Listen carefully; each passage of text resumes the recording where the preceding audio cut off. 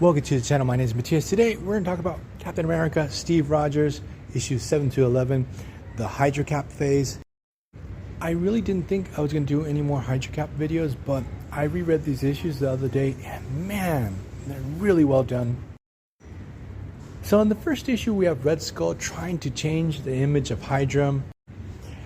They're actually shown to be freedom fighters trying to help this country that is under the boot of this oppressive leader. And what happens is S.H.I.E.L.D. moves in with Captain America to stomp out Hydra. And Red Skull lets this happen because he's in cahoots with Captain America because obviously it's Hydra-Cap. They want S.H.I.E.L.D. stuck in this country. They set up one situation after another that's going to make S.H.I.E.L.D. look terrible in the eyes of the people of this country. And this is going to lead them to beg Hydra to come back. Then in issue 8, we have this whole situation where we have wave upon wave of Chitauri trying to attack Earth. No one really understands why they're attacking. We have Carol Danvers in outer space trying to stop these aliens. And we have the new Quasar Averill who's still learning to use her powers. And what she does is that she covers the whole Earth in the energy of the quantum bands. So now the Chitauri at least are stuck in outer space. They can't get into Earth's atmosphere. And the thing is that Captain America gets really pissed off with this whole situation because he was actually the architect of the Chitauri attacking in the first place. Earlier in this series, Captain America had attacked Red Ghost. He knew he had these secret plans. The old Soviet Union had a Queen Chitauri egg hidden away. They were going to use it as a bioweapon to attack the West. So the plans of the Soviet Union would have been that they would have planted this egg anywhere in the West. And sooner or later, the Chitauri would come knocking and cause all kinds of chaos and destruction. Captain America discovers this when he takes over Red Ghost's base. He was planning to use this queen egg, and he actually cloned it 6 times. So we had 6 queen eggs. This would cause a full-blown Chitauri invasion. This would kill off or weaken most of Earth's heroes. And that's when Hydra would step in and take over the world. And now Cap's plans have been ruined by this rookie Quasar. Obviously, he tries to hide his motivations from Captain Marvel and the young Quasar. He explains that he got so mad because he's worried that Quasar's powers might hurt her, that he's thinking in her best interest, and he tells her, look, Carol would have found a way to take down these aliens. Then these issues go into the whole trial of Maria Hill and the whole Pleasant Hill debacle, which actually was a really good story.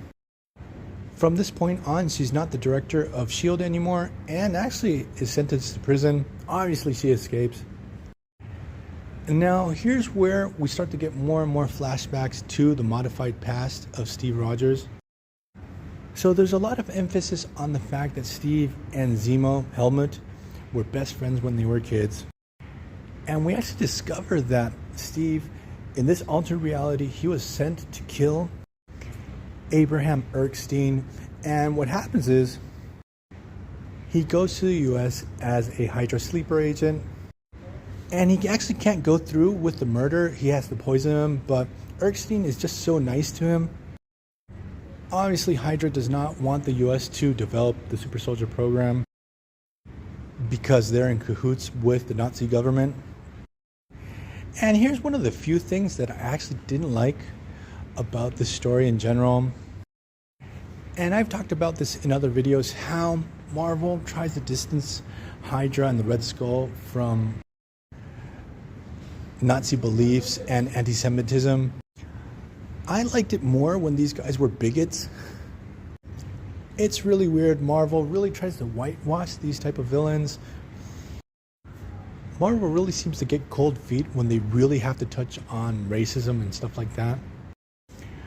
I guess that within the context of the story, having Captain America part of Hydra, it would not have been cool to have Steve Rogers align his ideas with anti-Jewish or anti-Gypsy or anti-Slavic views.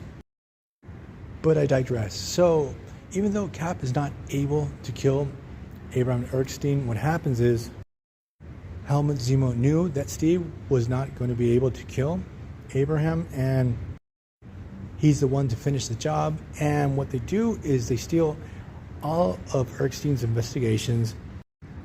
By this time, he had already developed the superhero serum. Obviously, they steal that too, and they go to Arim Zola. So in this modified reality, Zola is the one that created Captain America. So we get this really interesting focus on Helmut Zemo, a character that I really love. And Cap does not understand why he looks so young. He's like, you're freaking old as me and you do not have the superhero serum. And Zemo really does not understand what Cap's talking about. But Cap goes on with the fact that during a time, Helmut had become a hero. He was the leader of the Thunderbolts. And it really broke him and put him back on the path of being a villain.